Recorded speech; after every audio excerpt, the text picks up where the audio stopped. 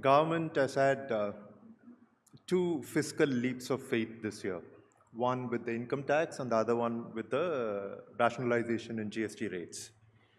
And we've just had the GDP numbers also come in. Do you think their impact has been on expected lines? Because I think the larger assumption behind these changes was that with people having more discretionary income in their wallets, they would go out and spend. What does your assessment show? Well, on the income tax, it is only from 1st October, 1st April, 1st April this year. And the assessment of that will come only in the next year in terms of tax collection. But in terms of spending, we are seeing it already. And the GST changes, because it's across the board, it wouldn't do me any comfort if I just look at automobile sector and say, oh great, look at the increase in purchases. But I have to see other sectors as well.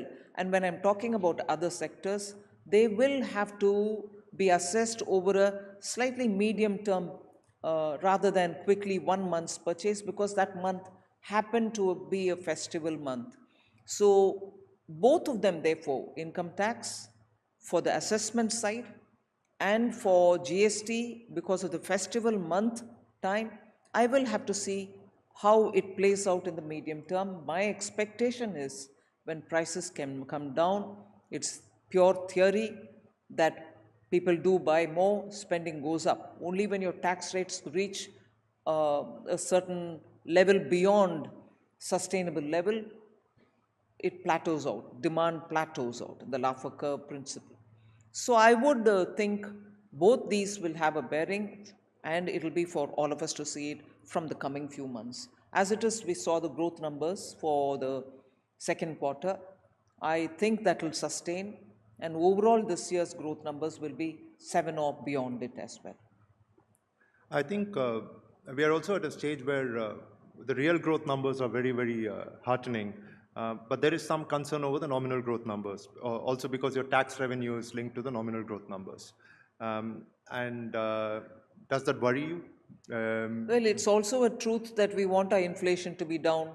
Your deflator is now, where it can reach the bottommost. If anything, it has to rise a bit for stimulating growth. So we'll have to see.